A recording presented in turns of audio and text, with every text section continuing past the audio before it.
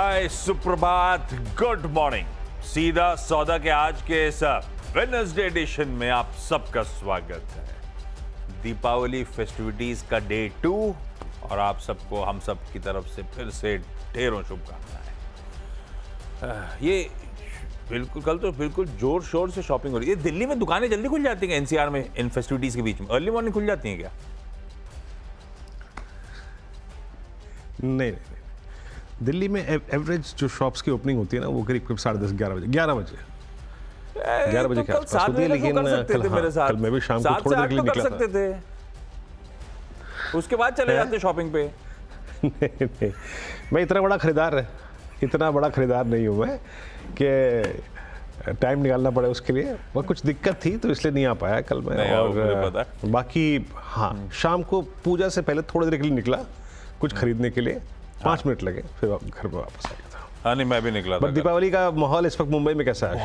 बहुत बढ़िया। कल शाम को निकला था मैं, क्योंकि वो कुछ शॉपिंग हुई नहीं थी। वो इवन फटाके भी लेने थे, सब कुछ लेने थे भाई। अपन तो जम के फोड़ने की कोशिश करते हैं, हालांकि जितना बजट होता है। अरे मेरे को बहुत अच्छा वो व्हाट्सएप फॉरवर्ड अच्छा लग रहा था। बहुत दिनों से चल रहा है कि यार रशिया यूक्रेन 3 दिन से लड़ाई कर रहे हैं, इजराइल हमास ईरान सब लड़ाई कर रहे हैं। ओजोन लेयर को कुछ नहीं होता, साला हम एक दिन पटाखे फोड़ते तो ओजोन लेयर खराब हो जाती है। तो यार फेस्टिवल एक है एंजॉय करने का। पर हाँ, कल दिवाली का अलग ही चाम है वीरू। हर सोसाइटी हर जगह मूड माहौल एकदम टकाटक, लाइट वाइट सब जगह लगी हुई है, बहुत बढ़िया हो रखा है। खैर अगले आधे घंटे में कोशिश होगी 20 ऐसे स्टॉक्स हाईलाइट करने की जो आप लोग आज अपने टर्मिनल्स पे ऐड कर सकते हैं। हो सकता है ये आज के इन फोकस स्टॉक हों। रीजंस क्या है वो हम लोग साइड कर देंगे। पर ट्रेडिंग इन्वेस्टमेंट का कोई मन बन रहा हो बातचीत सुनकर तो अपने फाइनेंशियल एडवाइजर से कंसल्ट करिएगा, वो बेहतर बताएंगे, वो बेहतर प्लेस्ड है। क्विकली ग्लोब की तस्वीर दिखा देता हूं। गिफ्ट निफ्टी कह रहा है थोड़ा सा फ्लैट ओपनिंग होगी, हालांकि हफ्ता अब तक अच्छा जा रहा है। टचवुड 2 दिन ठीक थे, आज खुलेंगे फ्लैट से। देखते हैं बाजार का बिहेवियर कैसे रहता है। हैंडओवर दिक्कत नहीं है। यूएस के मार्केट्स मिले जुले थे कल। नैस्डैक आउट परफॉर्म कर रहा था क्योंकि अल्फाबेट के नंबर्स आने थे। अल्फाबेट मतलब गूगल के नंबर्स आने थे।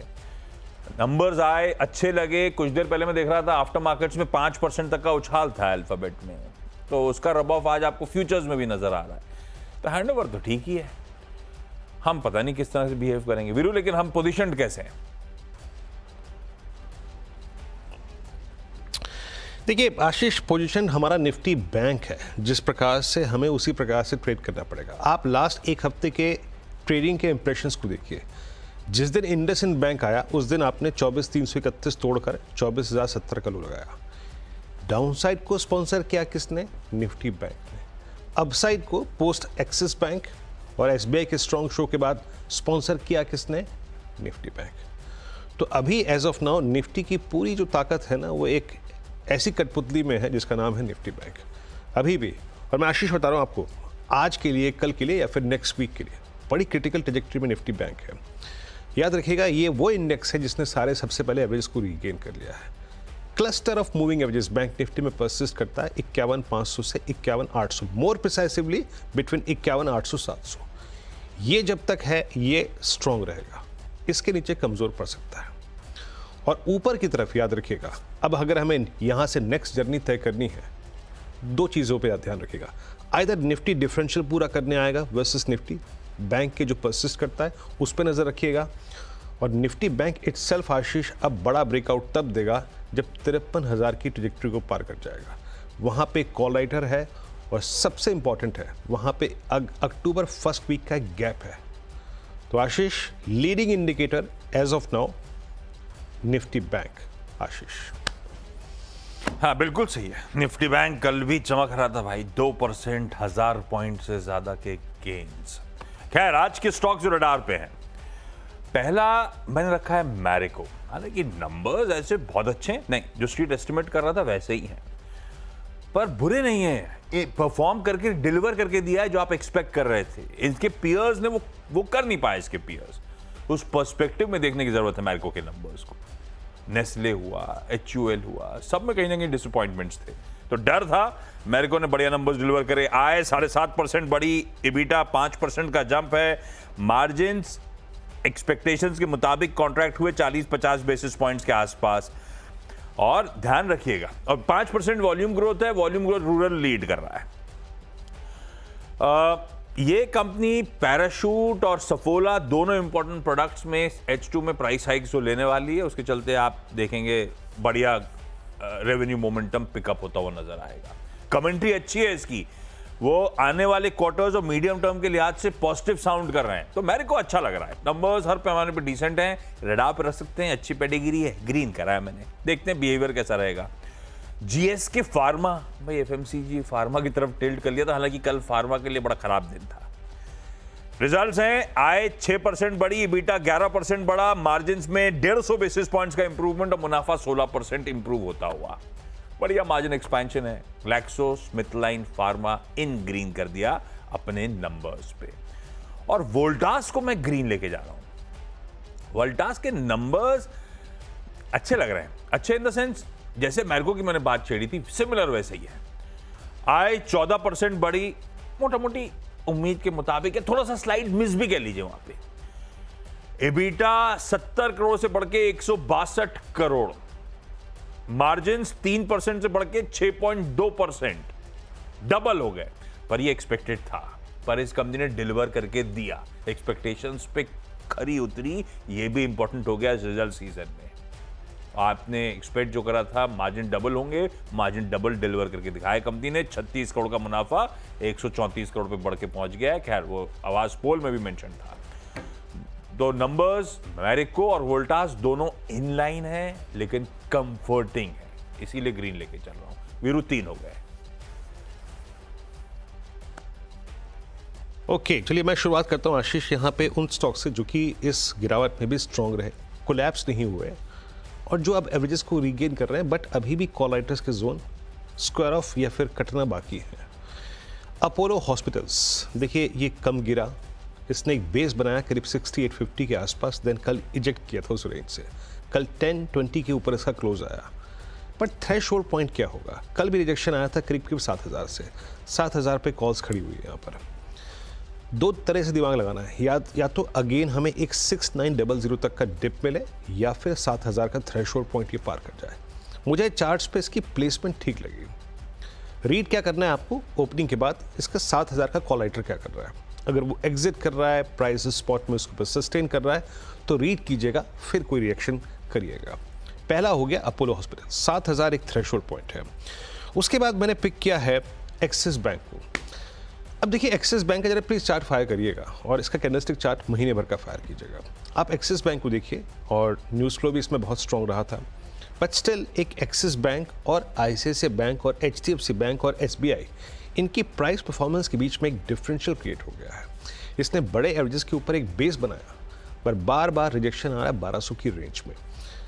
हालांकि देखिए नॉट एग्जैक्टली ऐसा नहीं है कि ये आज ही स्विंग थे, बट नज़र रखिएगा इसकी प्लेसमेंट पे।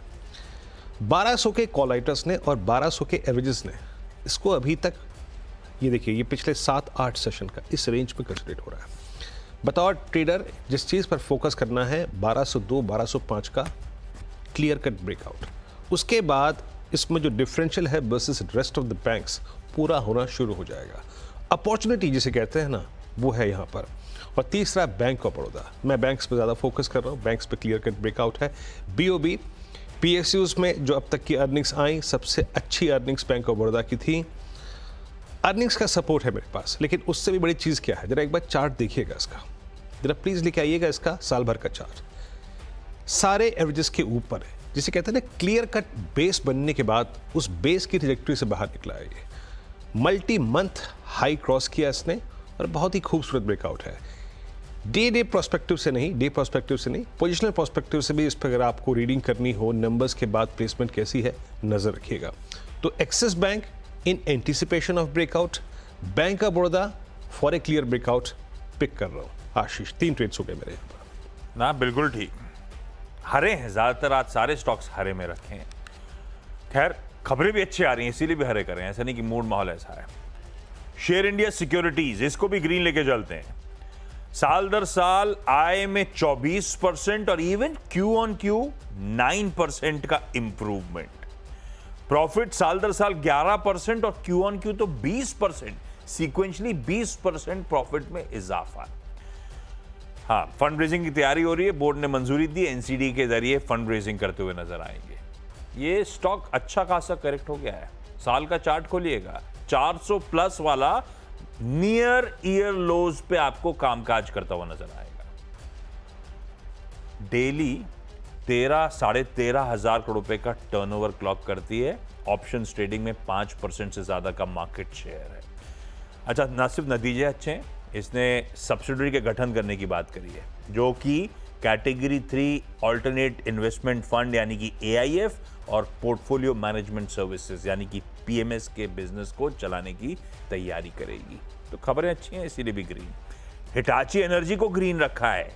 आय 26.5% बढ़ी, इबिटा 68% का जंप, 5.3% वाले मार्जिन बढ़ के इसीलिए 7% पे पहुंचे। पर ये ध्यान रखिएगा, ये तगड़े टिकट साइज वाला काउंटर है, 14,000 प्लस वाला मामला है। अपना काम है खैर स्टॉक्स हाईलाइट करना, ताकि ट्रेडिंग वेडिंग का आइडियाज देना। तो वो उस कैटेगरी का स्टॉक है भी नहीं, बाय द वे 14.5 का है, 16.5 के शायद साल के हाईस थे, वहां से थोड़ा सा करेक्ट हुआ है, लेकिन नतीजे बढ़िया है, नतीजों पे ग्रीन है।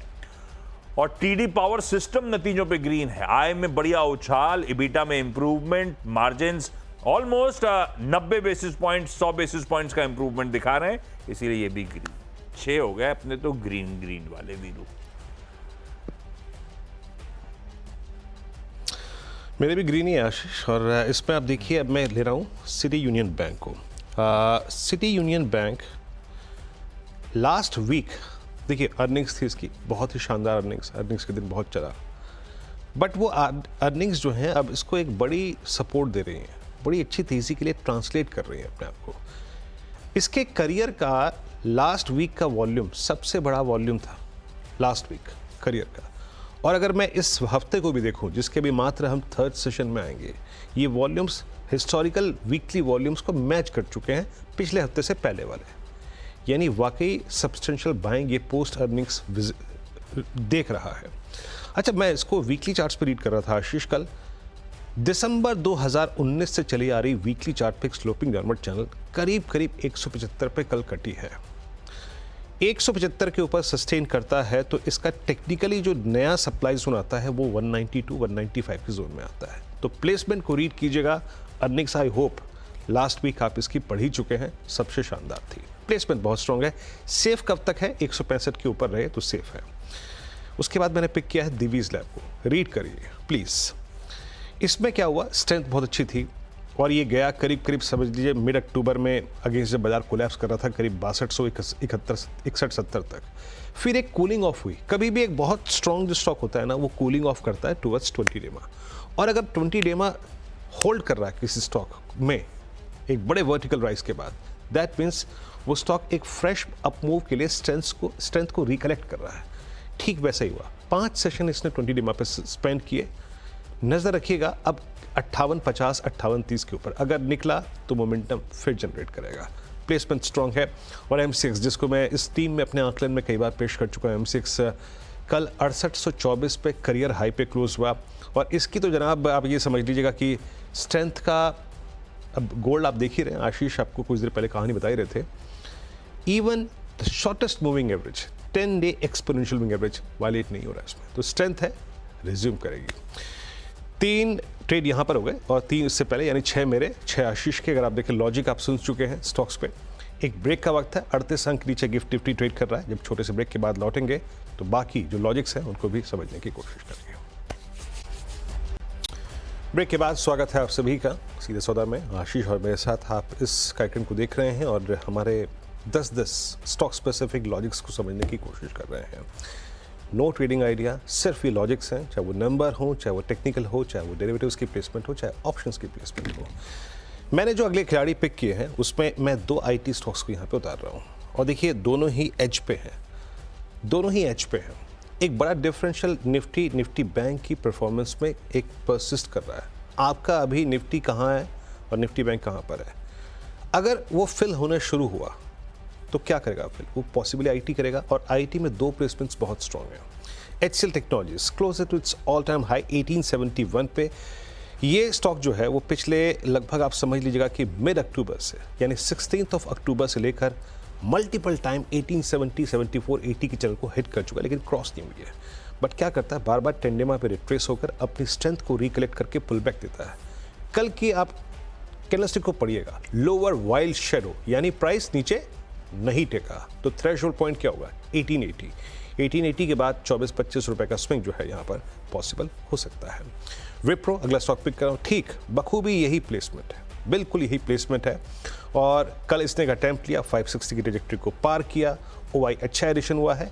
और मुझे एक इंप्रेशन यहाँ पे अच्छा और नज़र आया, और वो था नेक्स्ट मंथ में इसका ओआई एडिशन, जिसकी बात शायद मैं कल इनफैक्ट शुक्रवार को करूँगा, बट प्लेसमेंट बहुत स्ट्रॉन्ग है। उसके बाद मैं रखूँगा आईटीसी को। आईटीसी में क्या है, देखिए ट्रेड्स या फिर कोई भी स्विंग लेने के 3 जरिए होते हैं, ऑल टाइम हाई जैसे एमसीएक्स, या फिर कोई स्टॉक जो कि मिडवे में है, या फिर तीसरा स्टॉक जो कि लोअर लेवल से रिवर्सल ले रहा है। तीसरी कैटेगरी में आता है आईटीसी एट 487.95। बहुत खूबसूरत एक बेस क्रिएट किया around 200 day exponential moving average, regain किया 100, रीगेन किया 10, बचा क्या है, बचा है 20, बचा है 50, जिसकी प्लेसमेंट है क्लोजर टू 490। 490-91 निकलता है तो 500 जहां पे नया कॉलाइटर बैठा है वहां तक का 9-10 रुपए का स्विंग दे सकता है, बशर्ते ये एक एवरेज को होल्ड करे जो कि परसिस्ट करता है 482 पर, that's 100 day exponential moving average. और मेरा लास्ट स्टॉक है अगेन उस थर्ड कैटेगरी का जहां पे हम बाजार में जो शॉर्ट कवरिंग आ रही है रिवर्सल्स को खोज रहे हैं। रिवर्सल्स खोजने की कैटेगरी में पावर फाइनेंस कॉर्पोरेशन, कल एक मुझे सेंस मिल रहा है कि इसने डबल बॉटम क्रिएट किया है। एक बॉटम था 7 अक्टूबर को, सेकंड लगा करीब लास्ट वीक, और वहां से इसने पुल बैक दिया 200 डे एक्सपोनेंशियल एवरेज से। टेस्ट ऑफ स्ट्रेंथ होगा इसका करीब 489 पे, जहां पे फॉलिंग 50, फॉलिंग 20 प्लेस्ड है। तो ये है रिवर्सल की कैटेगरी में पावर फाइनेंस कॉर्पोरेशन। आशीष, मेरे 4 और पूरे हो गए।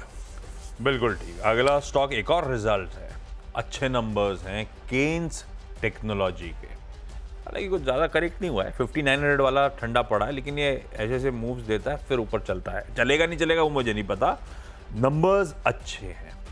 आय 59% का जंप, EBITDA 68% का जंप, तो मार्जिन्स 80-85 बेसिस पॉइंट्स और इंप्रूव हुए, और मुनाफा 86% उछाल दिखाता हुआ ऊपर से नीचे तक सारे आंकड़े हाईलाइट कर दिए, स्ट्रॉन्ग।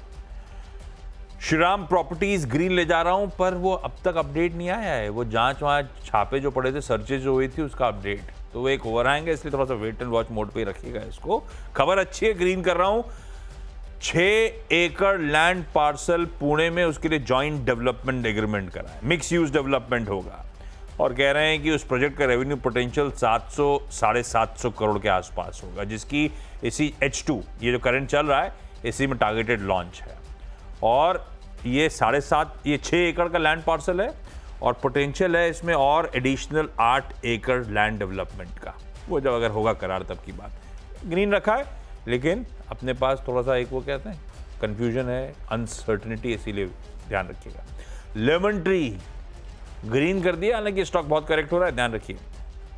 इसने एक लाइसेंस एग्रीमेंट करा है अमृतसर में एक और प्रॉपर्टी खोलने के लिए, भाई 45 कमरों की, ग्रीन रख दिया। और एक लास्ट में बस लाल है, वो है टोरेंट फार्मास्यूटिकल्स, क्योंकि प्रमोटर माल छोड़ रहे हैं। 2.9% स्टेक बेचने की खबरें, नेटवर्क एक्सक्लूसिव है, 3022 रुपए का फ्लोर प्राइस। तो कल की क्लोज से, कल भी ठंडा था स्टॉक, 3% गिरा था, कल की क्लोज से 6% के डिस्काउंट की यहाँ पे बात हो रही है। देखते हैं, हाथों हाथ लिया जाता है। हालांकि प्रमोटर की स्टेक अच्छी खासी है इस कंपनी में, पर माल छोड़ रहे हैं, डिस्काउंट पे होगा, मूड मॉल पता नहीं कैसा है। खैर खप तो जाएगा ही जाएगा, फिर भी रेड पे लेके चलते हैं, क्योंकि अगर विंडो अलग हुई, ब्लॉक विंडो में हो गया तो आपको पता है दूर रहने का, फिर तो ये स्टॉक शायद चमक जाएगा। तो अपने पास, मेरे पास वो कंफर्ट नहीं है, आपके पास रहेगा, आप तब डिसाइड करिएगा। अगर कंटिन्यूस सेशन में हो रहा है तो फिर ये शायद लाल में ही रहेगा। ये हो गया आज के 10 स्टॉक्स हम दोनों के पूरे। एक ब्रेक ले लेते हैं, ब्रेक के उस पर जब लौटेंगे तो टीम्स का एक क्विक रैप अप। ब्रेक के बाद स्वागत है आप सभी का सीधा सौदा में। ब्रेक से पहले आपने लॉजिक समझे आशीष के और मेरे, कि फिर एक बार स्क्रीन पे अपोलो स्ट्रॉन्ग सारे एवरेज को रीगेन किया। कॉल राइडर्स के एक जोन से टसल करनी है इसको 7000 से। बाकी बैंक्स में मैंने axis bank, bank of Baroda, city Union Bank को यहाँ पे खिलाया है। दिवीज लैब काफ़ी अच्छी कूलिंग ऑफ हुई, उसके बाद ट्वेंटी पे काफ़ी अच्छा रेस्ट लिया। सेम इसके अगर आप देखें M6 जो कि सुपर स्ट्रॉन्ग है, कल ऑल टाइम हाई पे, गोल्ड के प्राइसेस ऑल टाइम हाई पे, इसका एडवांटेज मिलता हुआ। HCL टेक्नोलॉजीज और विप्रो IT स्पेस में एज पे बैठे हैं, उनके ब्रेकआउट का इंतजार है और रिवर्सल की टेंडेंसी को देखते हुए मैंने यहाँ पे ITC और PFC को हरे में पिक किया है। आशीष। ओके, मेरे भी लार्जली सब ग्रीन है, बस एक लास्ट में लाल नजर आएगा। Marico, GSK pharma, Voltas, Share India, Hitachi, TD power, Kaynes, ये सब नतीजों पे, अच्छे नतीजों पे। श्रीराम प्रॉपर्टीज साइन करा है जॉइंट डेवलपमेंट एग्रीमेंट एक साउथ इंडिया की कंपनी ने पुणे में। लेमन ट्री होटल्स ने एक और करार करा है अमृतसर में प्रॉपर्टी के लिए। टोरेंट फार्मा इकलौता लाल है क्योंकि एक लार्ज ट्रेड कहा जा रहा है शायद आज हो जिसमें प्रमोटर्स माल छोड़ सकते हैं। अब देखते हैं कौन सी विंडो पे, लेकिन अपफ्रंट तो लाल ही लेके चल रहा है।